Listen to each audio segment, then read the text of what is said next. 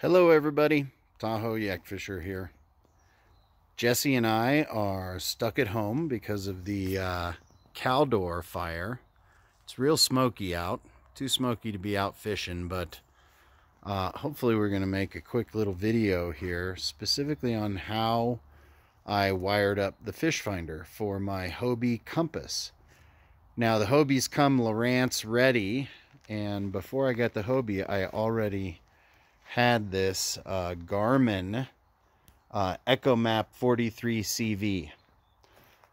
It has a topo map for Lake Tahoe, which is one of the reasons I chose it. I like the display and so forth, but I had also already made this track mount little plate for it, and it is just a piece of cutting board.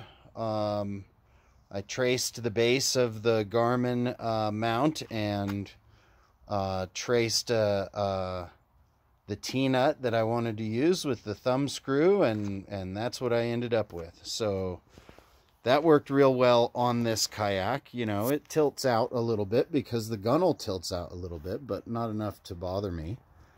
And then going into the hull here, I used the Hobie Throughhull plug. Now Hobie sends you one of those, and here's what it looks like with this kayak, but they send it for this application, the Transducer, and they provide their larger through-hole plug that has 3 screws and requires like 1 1/4 inch, 1 1/8 hole in the kayak to mount it, and I didn't want to drill that big of a hole right here, so I bought another one of the smaller through-hole plugs, and that's what I used.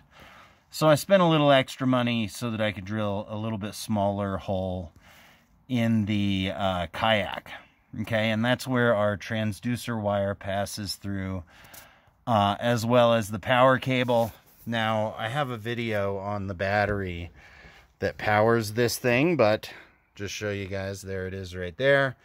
There's a battery box that has a plug in the back. We're plugged in right there, and that is a lithium battery that lasts for, at the end of 3 days of fishing, the power is in the 20-25% range, and that's what I usually do, fish it 3 days and then charge it up.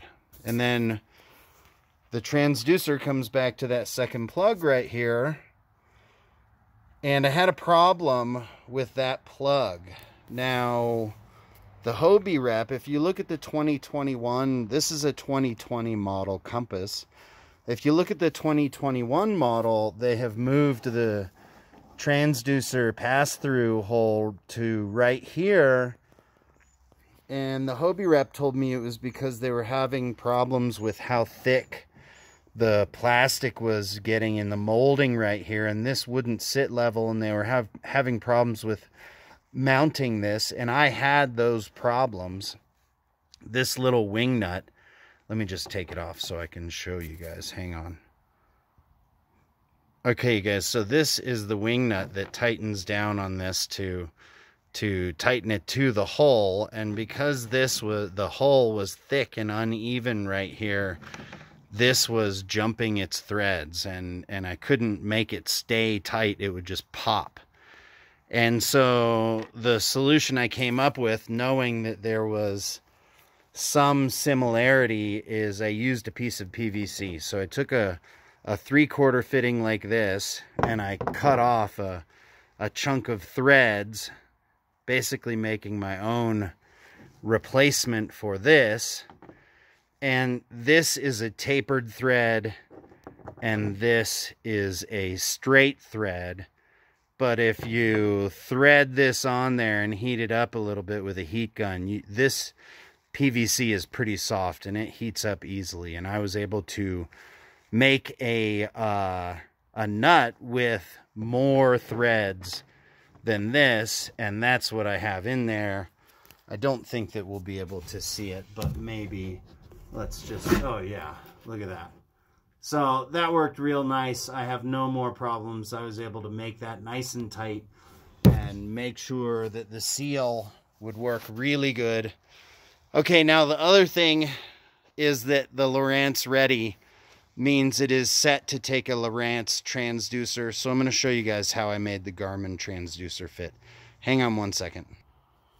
Okay, just real quick, I want to show you guys the underside of the cutting board bracket I made for the head unit.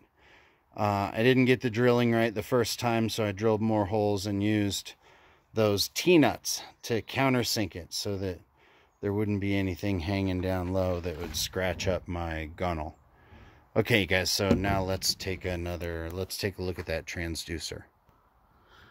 Okay, guys, so here we go. The Lowrance Ready plate. Of course, it's upside down. You can see my transducer poking out of the back of it there. I'm going to take the 3 screws off and we'll take a look behind it. Okay, guys, so I have seen some pretty clever adapters on YouTube and so forth to adapt the Garmin transducer to this Lowrance plate. I went keep it simple. Number one, I think that this plate and these 3 screws are enough to keep everything from going anywhere. So we have incorporated the use of a good quality pink zip tie and the stainless steel plates that I think came with this or that I had in my stuff.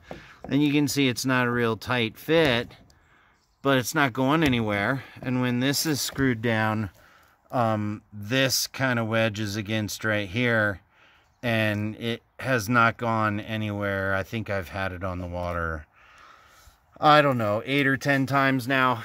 Not too many times, but enough times to know it's working great and not going anywhere. So, simple solution to hook up a Lowrance, a Garmin EchoView 43 CV to a Hobie Compass 2020 model. All right, you guys, thanks very much for watching. Tight lines, Yak Fisher out.